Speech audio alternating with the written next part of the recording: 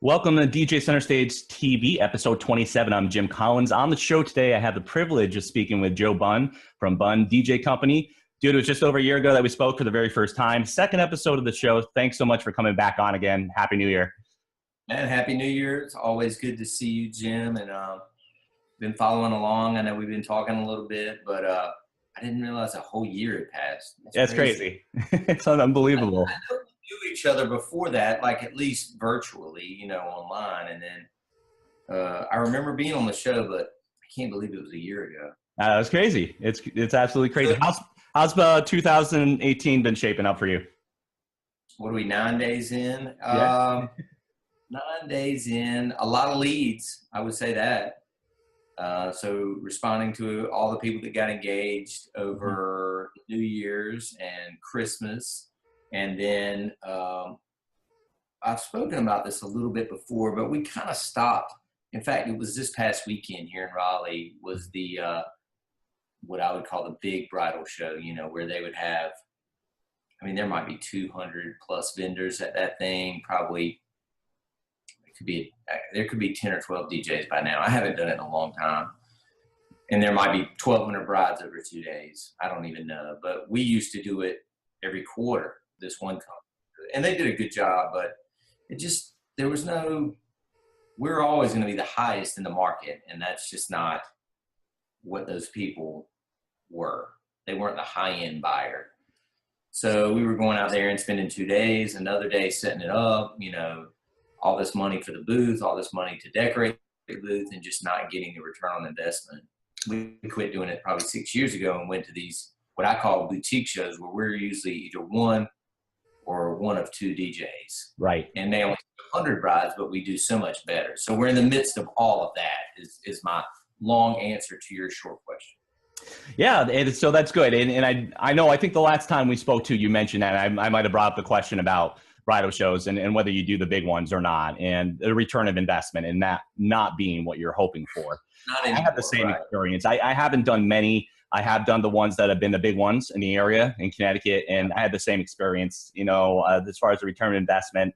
I booked like 8 weddings off of that. That's okay, but it's just for all the work that I put into it and the time to do that, it just wasn't worth it to me. So I think about, what I'll do in the future is look into some of the other local venues and do it that way, as you mentioned, where there's only one entertainment company there. So you could really take the time and talk to the couples that are very serious about it, not overwhelmed by all of these people coming at them left and right, they would have these bags, shopping bag full of literature. And, they just put it all when they get to the house. Or they don't, put the DJs in one stack and rifle through them until they find the cheapest guy and then toss the other 10. It just wasn't good for us. 8 sounds pretty good to me, Jim, because I know I wasn't getting 8 off those shows. Or either I did a poor job of tracking, but I just felt like I wasn't doing. Well, but mind you, when I started doing it was when I first started my business too, so I was pretty cheap as well. So I was that guy that was taken away from you, or something. I was at those shows, so that's the only. That's the only reason. It wasn't anything more than that at the time. Are you a morning guy? Are you like me who No, I'm good, man. Because my kids are 9 and 12, and my 12-year-old goes to a different school than my 9-year-old. So for some reason, their school starts at 7:15. Yep. He's usually up at 6:30, so I follow around 7. I usually don't see him leave, but I'll get up and then get my 9-year-old going. So yeah, I'm a morning person now. Back when I was, in my 20s or even early 30s, still playing in bars and things. No, I was terrible. I watched the game last night. Did you? I was texting back and forth with Mike because I knew he would be the only person probably that cared. And I don't even know why I cared. I had no real allegiance towards Alabama or Georgia, but I kind of wanted Georgia to win just because Alabama seems to win every year. And in the second half, they benched their starting quarterback. Alabama benches their quarterback. He's 25-2, mind you. Him on the bench for this kid, literally an 18-year-old. He was in high school last year, true freshman, to play in the national championship game. Right. Hadn't taken a snap all year. 18, 19 years old, from Hawaii, and he just took over. It was unbelievable. As soon as he did it, I was like, what is he doing? Okay. Like, that just shows you why Nick Saban is, you know, one of the greatest of all time. Nice. Unbelievable. All right. So you have the kids in the morning that you're taking care of, same kind of schedule as me. So walk me through a typical day in the life of Joe Bunn. Yeah, so I'm usually here at the office. No, so I always go to one of like 3 coffee shops. So that I leave the house about 10 till 8. And then I always go to Yellow Dog Brew or this place, Jubala. Get a vanilla skim latte and some sort of whatever the most ridiculous sugary pastry is on that menu that day. The sugar and the caffeine are the catalyst for the day. Yeah. And then I'm usually here, you know, and then I usually try and make a few. So I run a few different Instagram accounts. So I'll try and make a few posts while I'm there before I get busy.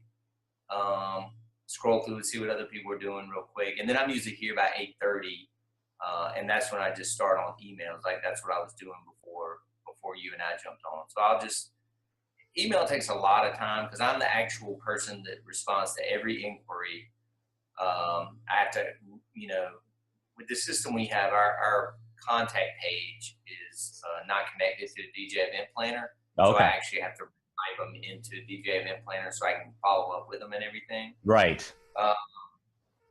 You know, and that usually takes, and then especially like on Monday, if we had a big weekend, then I have to do all the payroll. Where I pay all my guys. Now we do direct deposit. I used to write a lot of checks. And that took even longer because everybody was coming by here all day on Monday. And then everybody that comes by wants to talk about their gig, or this bride, or that bride. And it just got to be like Monday became a wash because it was talk. Here's your check. And then finally we went to direct deposit. And then, you know, we get some phone calls, but I mean, I don't know how long this show's going to be, but I'd be curious to see if the phone rings the entire time. So let me ask you this. Does it eat away at you? So when there's things to do, such as payroll or just other tasks that you have to do during a day, are you the type of person that you're like, oh, I got to get this done now as soon as you have something, or you're cool with, hey, I can let it go for a little while? Do you get stressed? I'm very task oriented. I mean, it needs to get done by certain times. I mean, I can put off long-term projects longer.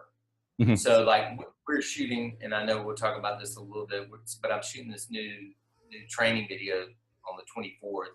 So I have the outline, but I haven't like written the script yet. And that's only 15 days away. So I can compartmentalize stuff like that, knowing that right now the immediate need is to respond to people that are inquiring, because, you know, they're inquiring with 4 other people or 6 other people. So, and you know, they're checking like, how fast is this guy getting back to me, which I've always said is crucial. Yeah.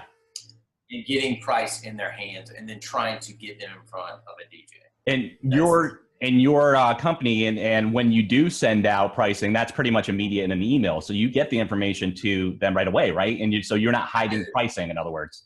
No, I never did that. Yeah. In fact, I even switched to about 6 months ago where I don't even send out a PDF attachment. It's just within the body of the email, which is very short. It's just a link to a hidden page on the website with all the pricing. Right.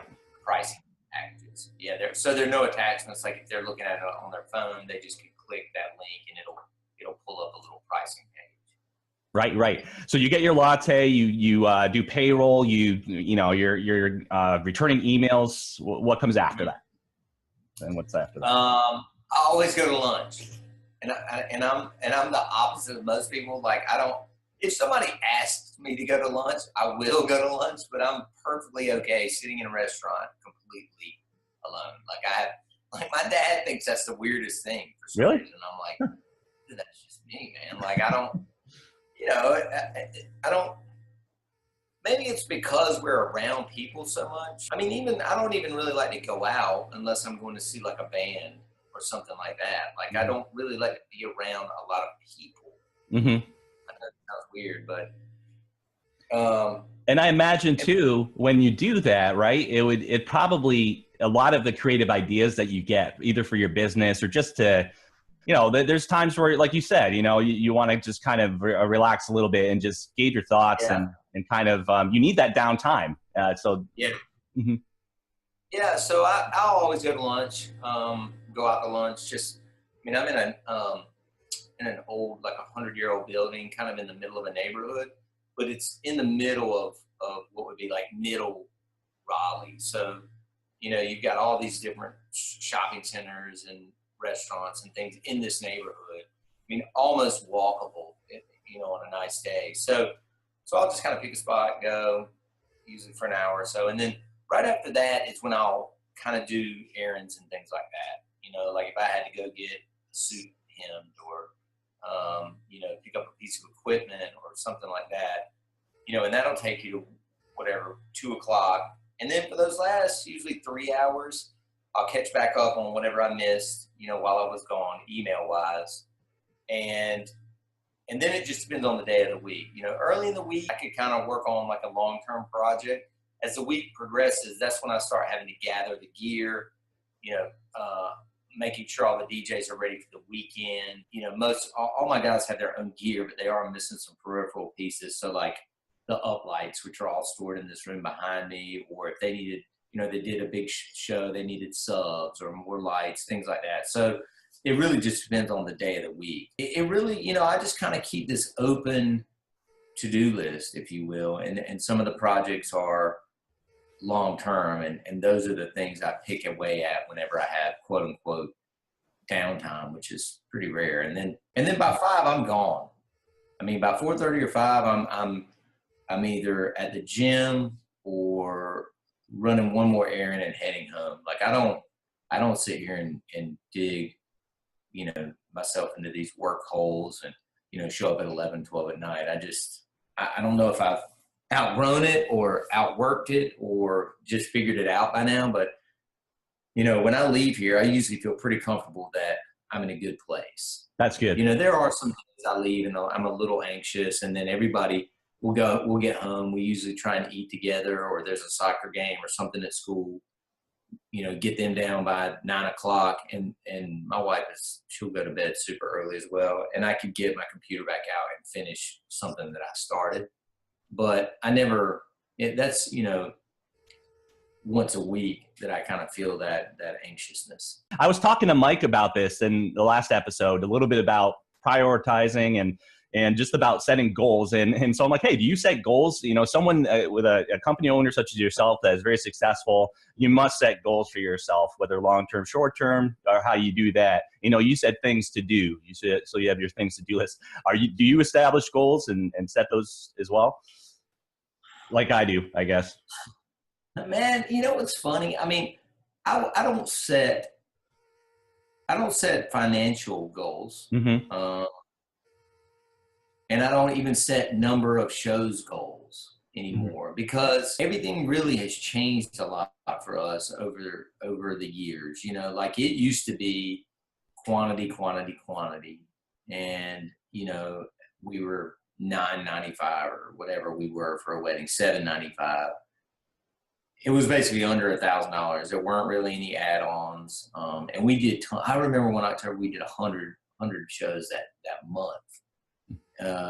And now it's just, we make more money and do less shows because we have more to offer, and we command a higher price point because of the reputation. Mm-hmm. So for me to go, okay, we're going to do, 400 weddings this year and another 200 private parties or something like that be the goal. It really doesn't make sense to kind of put those pressures on myself or on the guys, because it's kind of irrelevant based on the year before. You know what I mean? Okay. Because every year we make little price tweaks. So that's going to not necessarily make up for what we didn't make, but it's going to increase the bottom line. And it's going to cause us not to lose shows. I'm not talking about making 50% jump. You know what I mean? I'm talking about, let's say overtime used to be 300 and now it's 350, or dance floor basic lighting was 300 and now it's 325. I mean, these little $25 and $50 increments across the board when you're doing that many shows could make you another $10, $15, $20,000 in revenue. So I don't set goals that way. I don't think I made any resolutions, even in terms of just personally, you know what I mean? I just think that it's a machine now, and it runs very well. And the guys seem to be happy. They're well compensated. We were up 10% this year. Profits were up 20% this year. I mean, you know, if you've been doing it for this long and you're still growing at any rate, even if my accountant had called me last week and said you were even, I would still consider that a win. Mm-hmm. You know what I mean? Because we're not new anymore. And we did when I was younger, and like you said, when I was starting on my business and we were doing, you know, lower priced events and doing tons of them. Yeah, we saw huge jumps every year. Even my guy in Charleston, you know, he's still only in his third or fourth year. I mean, he's seeing, you know, 50%, 100% growth year to year now, because he's still the new kid on the block, but he's becoming the industry leader very quickly down there. I don't know that I have, you know, that I've set these goals or benchmarks or anything like that in terms of number of shows or finance or anything. I mean, I think the other thing that I always look at it, I can't work any harder. You know what I mean? Like, I don't know that if somebody gave me $100,000 and said you can only spend it on marketing, would it really help me? You know, what if I went and put a billboard up on I-440 Beltline? Like, is that going to help me? Or if I, you know, did some other kind of Facebook advertising or, you know, really aggressive SEO campaign, like, I don't know that anything is really going to generate us any more leads than we're currently getting. Interesting. And I don't think I can, you know, work any harder than I'm working to get those leads turned into actual shows. So I don't know, man. You know, I'll have these florists or wedding planners. Well, how many have you got booked so far for this year? Well, how many did you have booked January 9th of last year? And I'm like, I don't know that. You know what I mean? And they think I'm crazy. And I'm like, I try and explain it. Like, they're, you know, the number of leads that are coming in are the number of leads that are coming in. You know, we're out there busting our butts. We're out there doing a good job. We're getting tons of referrals from vendors and venues and past brides and past, you know, corporate clients. Like, we're doing all we can. It's not the big wedding shows. It's the small ones. It's the, you know, the videos. It's the Instagram posts. It's just a whole different, you know, we used to do wedding magazines, full page ads. Like, right. It's all changed since I started. So I got to ask you this too. I mean, earlier you mentioned playing out in bars, and I think I heard this maybe on your storytellers, and we'll talk about that in a little bit. But so I never talked to you or asked you about this, but you're a musician too, right? Are you a drummer? And maybe I got that wrong. I don't know. No, Were you ever? Am I totally off? Yeah, I know. You were right. I was a drummer. Okay. But I wasn't terrible, but I wasn't very good. Oh, okay. Okay. And this was high school. Like, this would have been, I don't think I've sat down on a few just random kits I've seen around, and I was no better today than I was at 16. But yeah, we had a rock band in high school, a cover rock band. I think we knew like 6 songs. We were pretty bad. Tell me the songs. Do you remember? I'm sure you remember all of them. Yeah. Oh yeah, I do. We called it, at my high school, it was called Stunt Night. And it was, you know, everything. Like, there'd be break dancers, there would be singers, and we were the last act. And we did Welcome to the Jungle. Nice. We did I've got a video. I got to send it to you.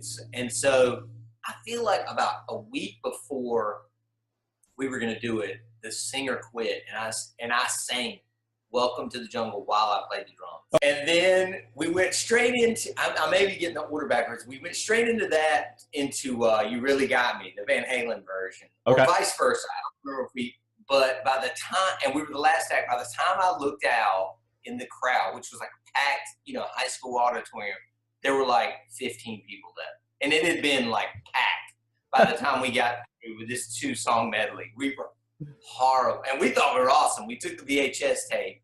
We went home to my house. We were having like a viewing party, and we all just sat there and were like, "Oh my God, that is so bad." You realized after the fact? Yeah, after the fact, we were horrible. Oh man.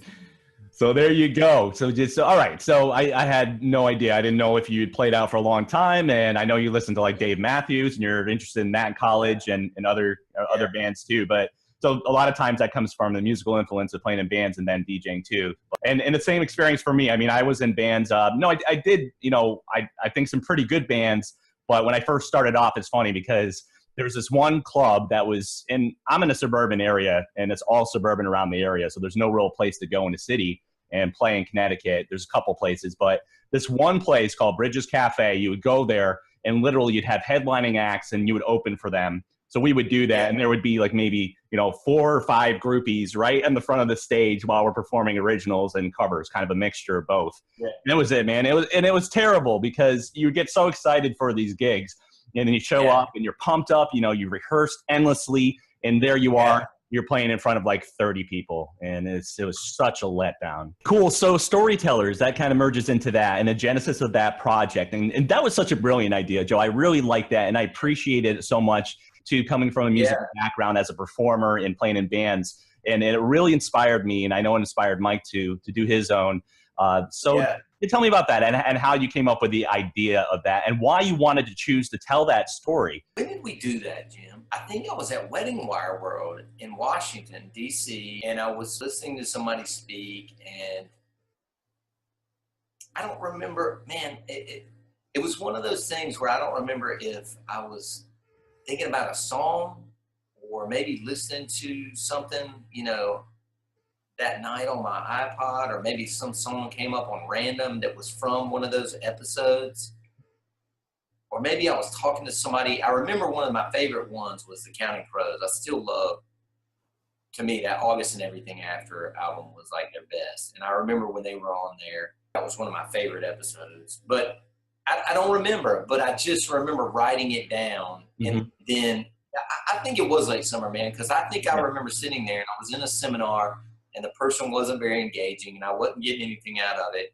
And so I started writing it. Like I started writing down the songs that I wanted to include.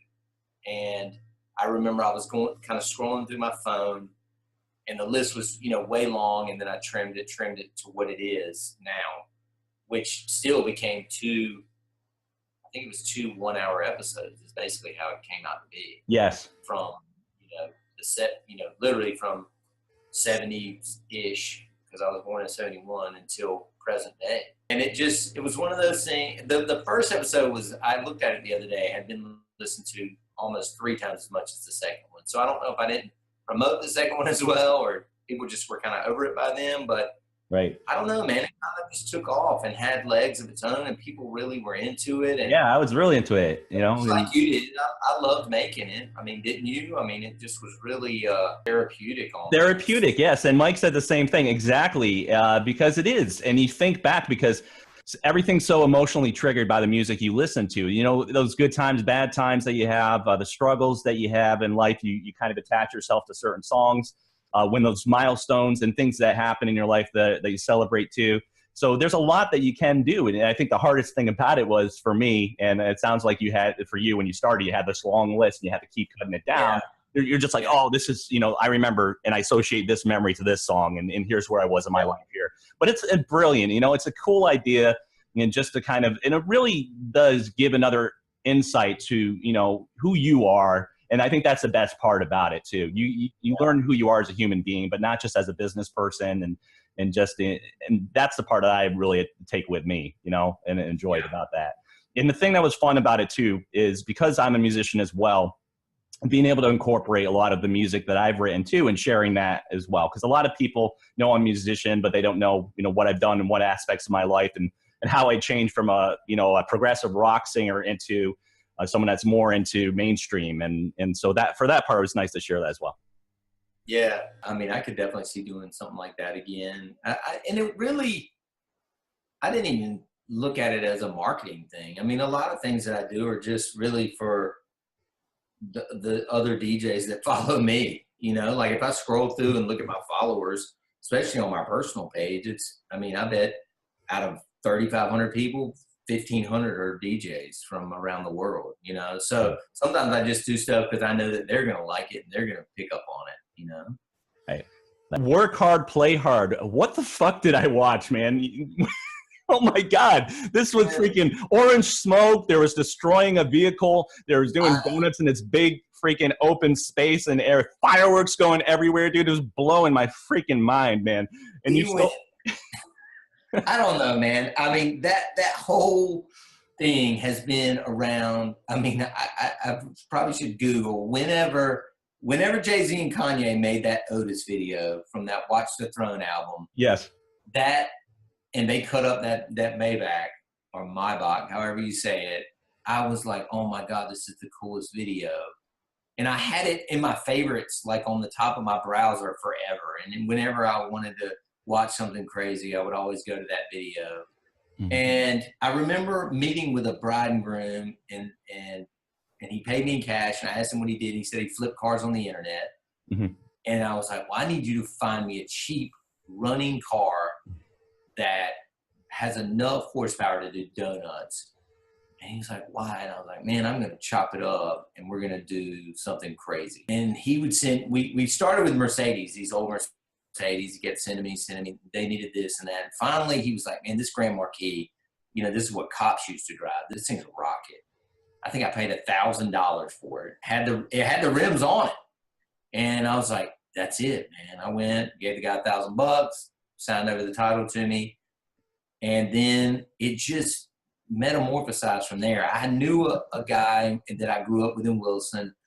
He works on old cars, and but I knew he could be like a consultant. Like, you're going to need to cut it here, and you're going to need this. Like, he walked us through like where to cut it, how it was still going to stay together, how I wasn't going to electrocute myself. Yeah, exactly.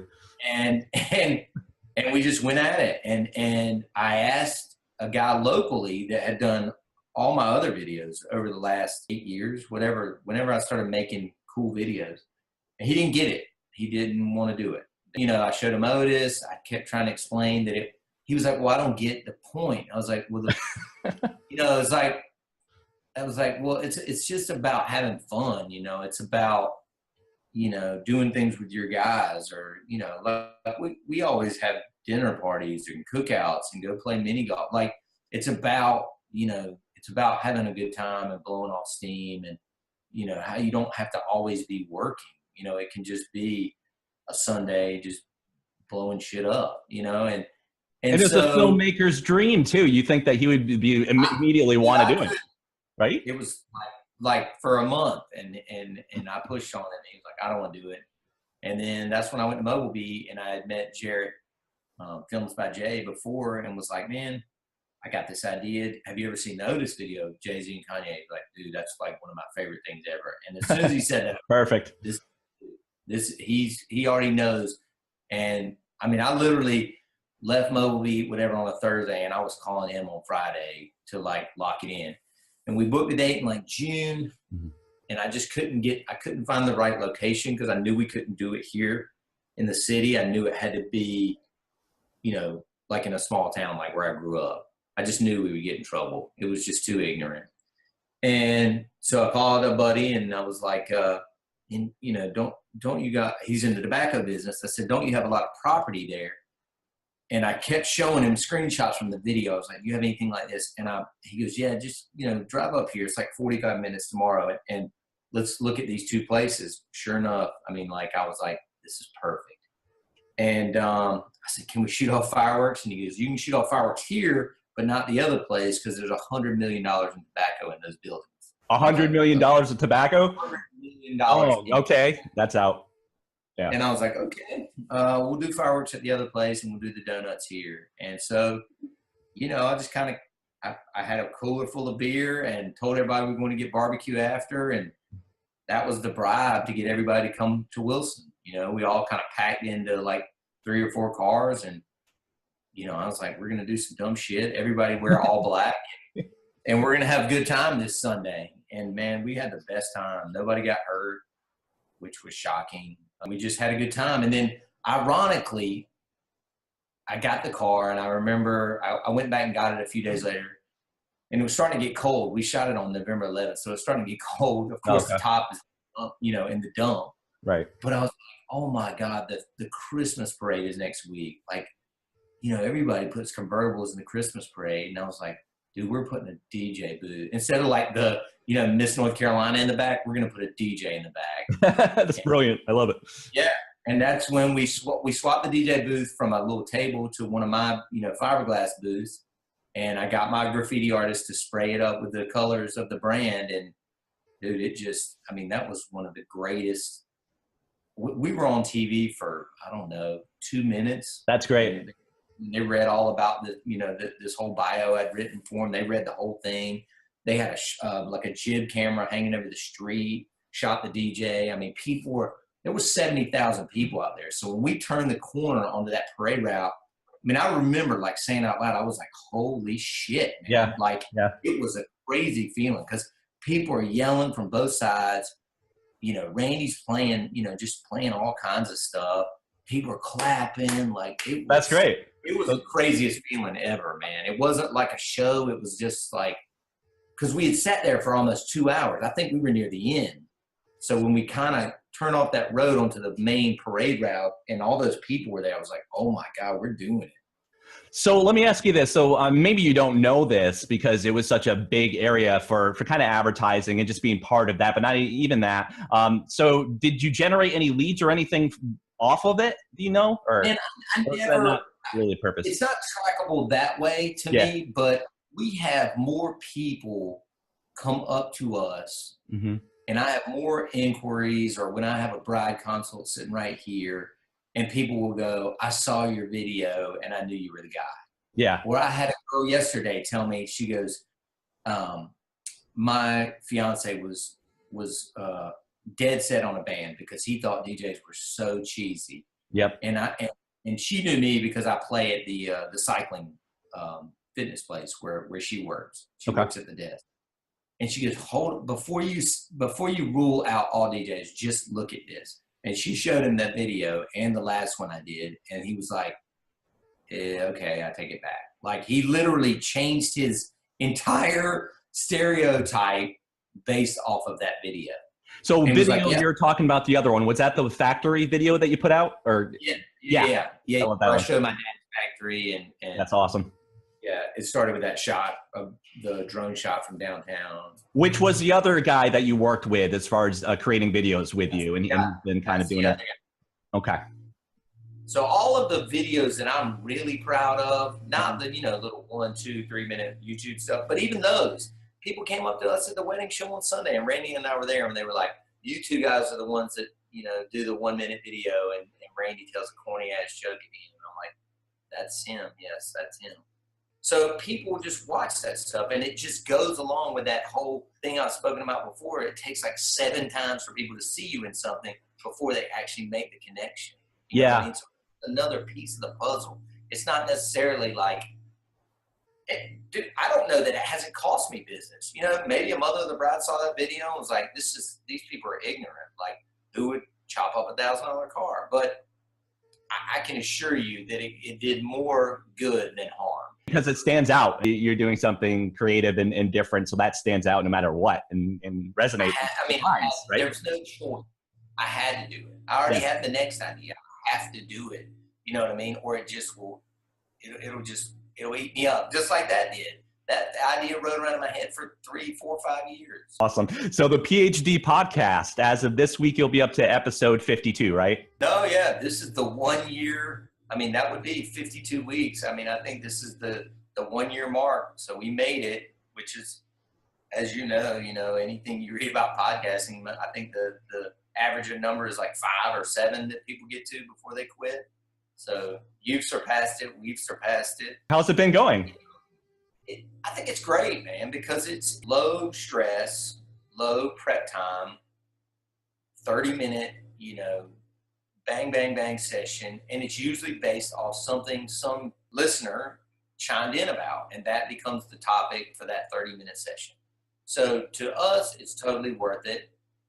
I think it has led to people signing up for the workshop in Las Vegas. I think it has led to people watching our stuff or hiring us to speak or buying a product. And I think at the end of the day, what both of us always strive to accomplish, I think it's helped somebody. I think it's helped people do better, be better at running their DJ business. We get compliments about it all the time. And I think that that's what keeps you going when, you have a week where, you don't want to get up early and record, or you're kind of spacing on a topic, or, you think you're running out of ideas. You just realize that people are relying on this thing to come out on Thursday morning. There are many takeaways with it. You have that list of music, the one that was the most popular podcast that you had where you and Mike were going back and forth with, hey, here's what I play. That was great. I got to be honest, man. I put that in basically a folder now and virtual DJ. And I have that Joe and Mike's picks, you know, and it's great because I have something as a reference point to say these are some great ideas that I can incorporate into sets too. So I love that. And they could have been more opposite. It was crazy, man, because we really didn't talk about it beforehand. Yeah. You know, we just said, take your list and then we'll talk about it on the air. The prep thing doesn't really work for us because we would just soon hit record, you know what I mean? Like, and talk about it live versus kind of knowing what the other person's going to say. I think that's what the beauty of it is. But the only thing that frustrates me is I always want to see more numbers. Like what, you know, there's 20,000 people on DJ idea sharing, and I could post something about needing a piece of equipment and get, you know, 900 comments but I can't get whatever 300 people to listen to my podcast. It's just, I guess what is that? Something. Why does that happen? I don't understand that because the same thing with the DJ conventions. I mean, you know, like if I could get a tenth of those people to be at the convention, then they would be crushing it, and they can't.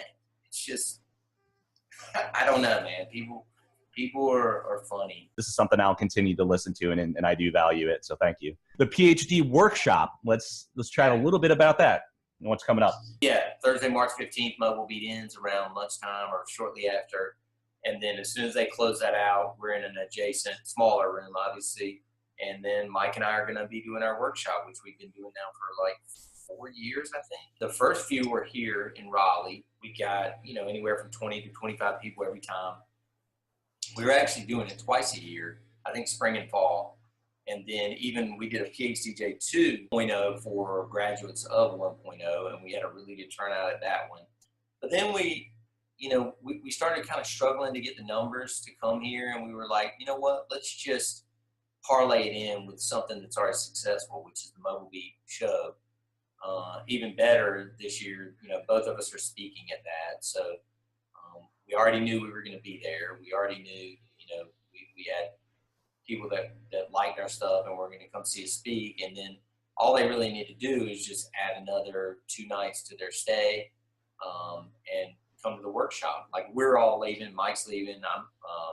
I'm leaving. Pretty much everybody's leaving on like a 10 or 11 o'clock flight Friday night. As much as I disdain the red eye, I'm going to give it another shot because I have a wedding on Saturday. But you know, we were just pulling from a core audience of DJs that's already in town for something, you know, just extend your trip a little longer and check out the workshop. And I was looking at the schedule yesterday. We tweaked it a little bit because we added Jeremy Jones, DJ/lawyer.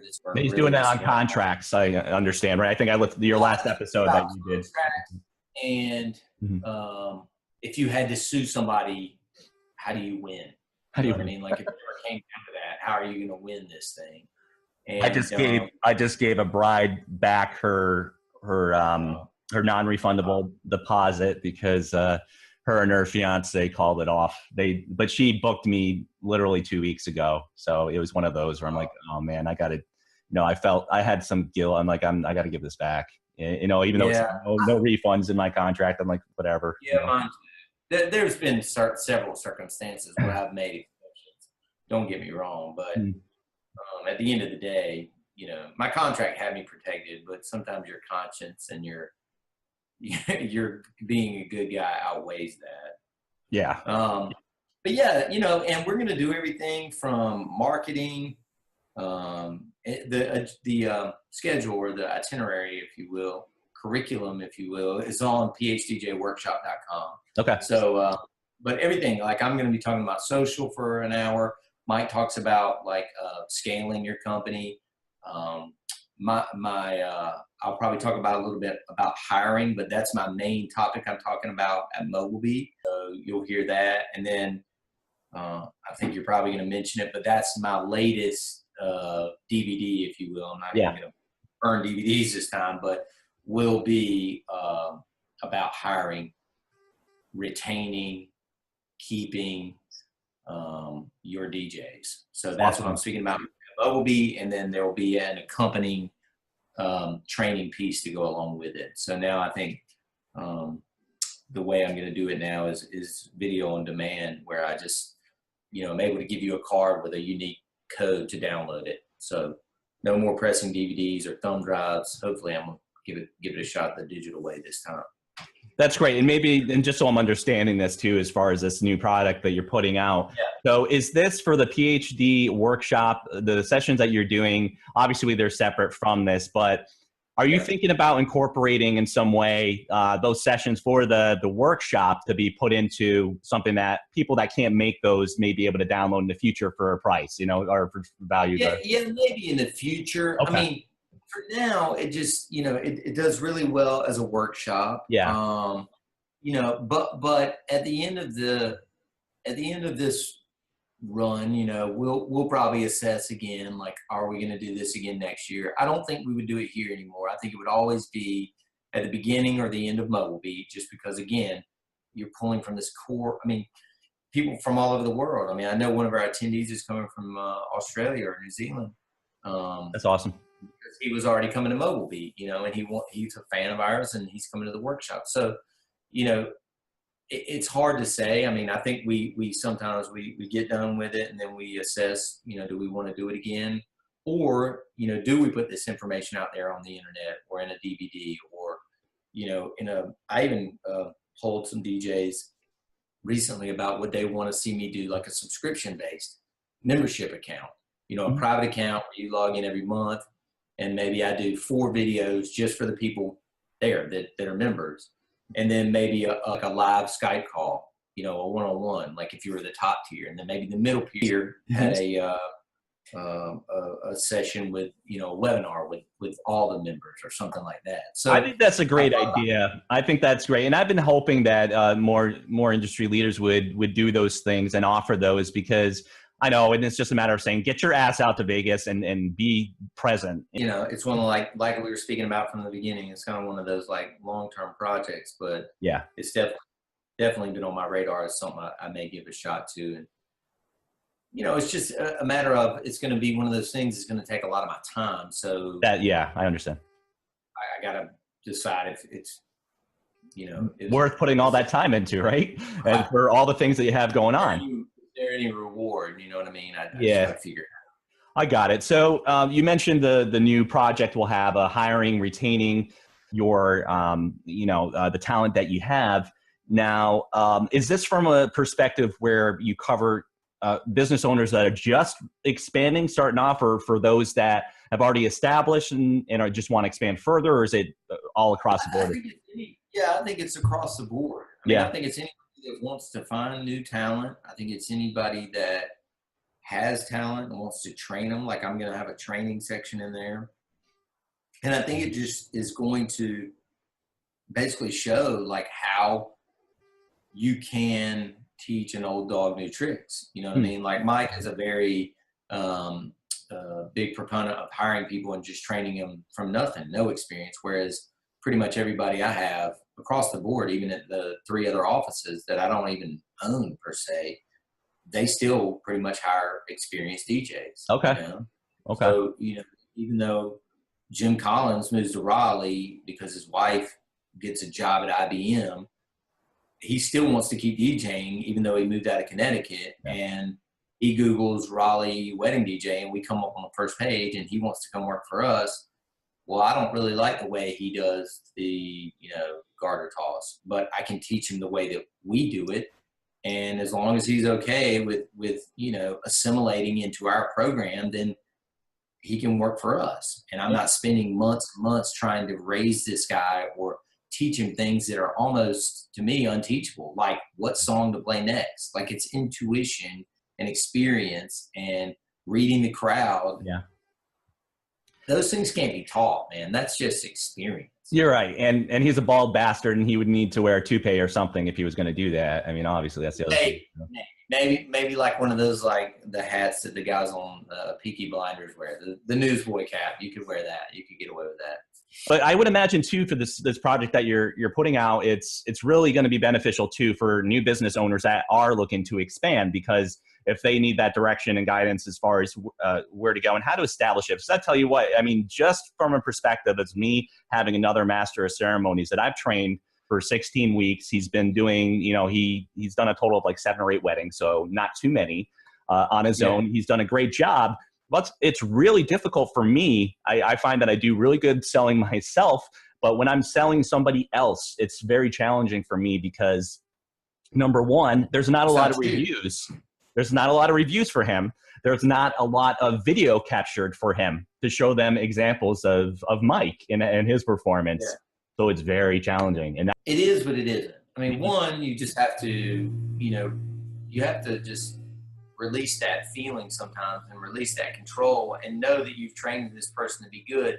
And also you have to put the ball in the client's court sometimes, Jim. I mean, and, you know, that's why that every night at that table or at that couch in the back, there's somebody sitting in here with one of my DJs, because I'm giving them the ability versus me picking a DJ and saying, this person's going to be your DJ. I'm giving them the ability to come and sit down with the actual DJ that's doing their wedding a year from now, meet with them face to face, explain their vision, we explain what we do, and then hopefully there's cohesion.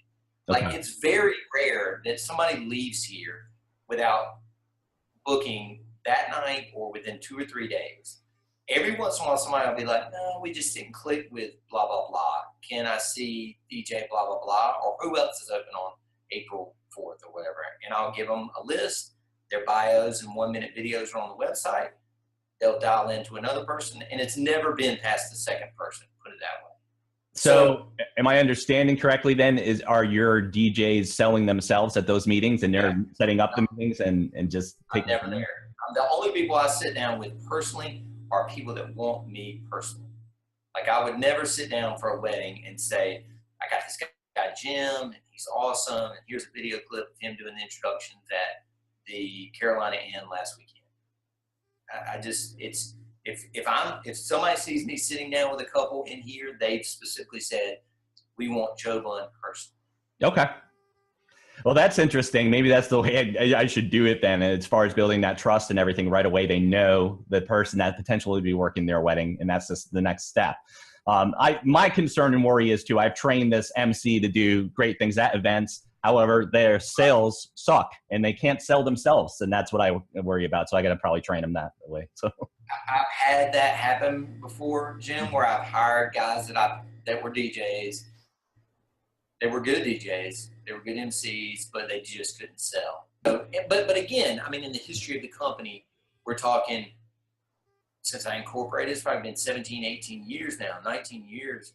I mean, I think that's 2 people out of all the people that have come through here that I just couldn't keep because they couldn't sell. Right. I mean, that's a minute portion of the number of guys that have come through here. I mean, a DJ at the end of the day is a personality person. You know what I mean? Like, yeah, true. We have, you know, you have a different personality. We're weird. Like, nobody wants to stand up in front of a crowd and talk into a mic. Like, that's a very atypical human reaction. You know, that's the most feared thing, or one of the most feared things that humans have, is this public speaking phobia.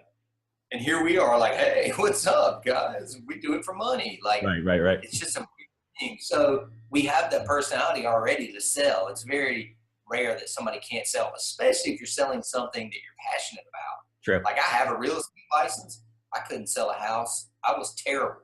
I when Red Bull first came out and I was asking people for $35, $40 for a case of energy drink, I got thrown out of every bar in town. I can't sell something I don't give a shit about. Right, yeah. I mean? Like, selling what you love, I get it. I totally understand. Right. So, yeah, the video launched. If you haven't seen it, go check it out. It's on our company Facebook page, facebook.com/BunnDJ Company. PHDJ Podcast. You can look it up on SoundCloud or iTunes. The workshop, if you want to come, please sign up. We're starting to fill up. That's PHDJWorkshop.com. And that's it, really. You know, those are the main things going on. I would say look for so there's currently at djjoebunn.com. Mm-hmm. We have marketing the music, selling the music. Yep. And then the third one, I was going to call it making the music, but it almost, I think people would be confused that I was going to show more technique and blends and mixes and how I did playlists and things. which may be something I would examine in the future, but I think I'm gonna call it hiring the music. Hiring and retaining the talent, you know, maybe. Yeah, I don't know. yeah. And it needs to be the third part of the trilogy. So it needs to have something. I don't know. Cue the music. I don't hate that. Anyway, I love the way I'm just on your own show, on your time. I'm just sitting here brainstorming. Yeah, no, it's all good. It's all good, man. I love it. So anyway, I'll be working. I'm shooting that the 24th, and then that'll be out at Mobile Beat. Awesome. Can't wait to pick that up myself. So very good. Well, Joe, thanks so much for coming on the show, man. It's good to see you again after a year, like I said. So we'll see you again, folks. I'm Jim Collins. Take care. Thanks.